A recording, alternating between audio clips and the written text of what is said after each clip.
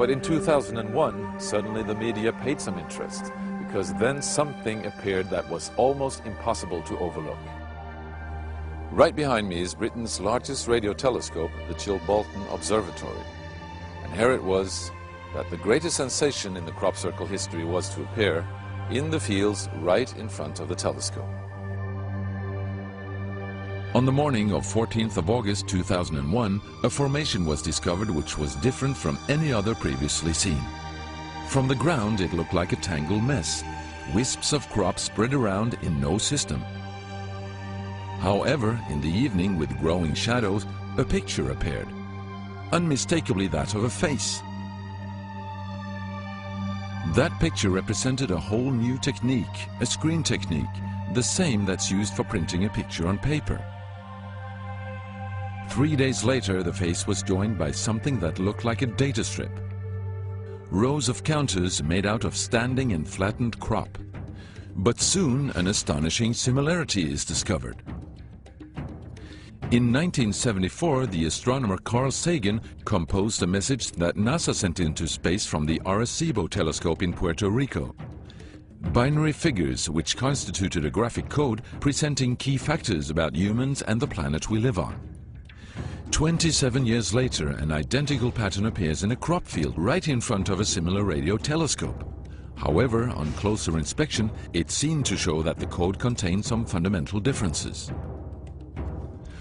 Sagan's message explained our calculation system, the dominant chemical substances within the elements that create life on Earth, about our DNA code, humans' height and quantity, and that we live on the third planet in our solar system, and lastly, a sketch of our radio telescope.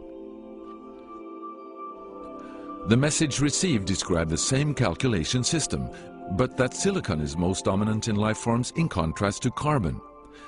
The drawing also clearly shows a humanoid figure with large head in relation to its body.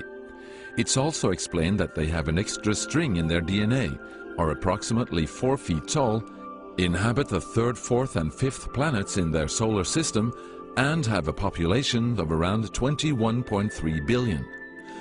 Underneath, the telescope has been replaced by something more complex. 1 year earlier, a strange crop circle had appeared in the same place. Is this the same illustration as in the sender's code? Is this the correspondent's radio telescope?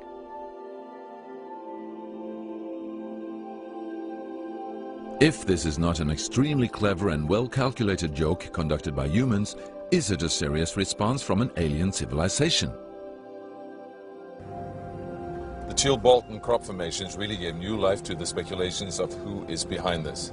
Is it aliens? Where do they come from? And what is their purpose of this type of communication?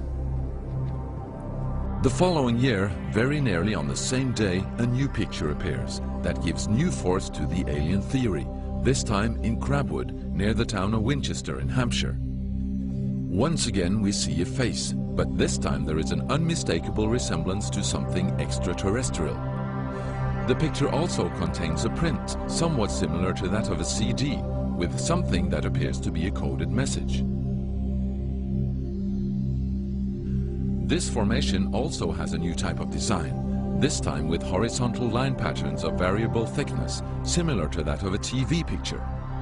The message on the disc is similar to a spiral band built up of many boxes. But data expert Paul Weige manages to decipher the message. And I had to enlarge the disc quite substantially on the computer and run some image analysis over it to make it clear so that I could see what was a standing tuft and what was flattened. And while I was doing this, I noticed that every so often there was almost a mistake in the diagram. It was like there was a tuft, where the little square tuft, it had done sort of half size. I thought that was a bit odd, and it seemed fairly regular. I was going round, and I sort of counted up, and it was sort of literally every sort of 8 bytes or whatever. And I thought, oh, 8 bytes, and yeah, from computer side, is obviously some sort of binary code. So then I did the straightforward thing. I just converted it into ASCII, which is the standard sort of computer language that you encode the alphabet in. And of course I then started to get words forming out, and I thought, oh, you know, getting somewhere here. So I then did the whole thing for the whole lot, and got this message. The message is in English and reads as follows. Beware the bearers of false gifts and their broken promises. Much pain, but still time. There is good out there. We oppose deception. Conduit closing. Many have been surprised by this message. Are there aliens with such faces that we should be aware of? Or is this a picture of the sender? Does this indicate the start of actual close contact with neighbors in the universe? My own, and this is only a hypothesis, belief about this, is that there's an effort of the extraterrestrials are gradually trying to communicate with us. A very slow process, giving us a lot of time to digest the fact that we may not be alone here.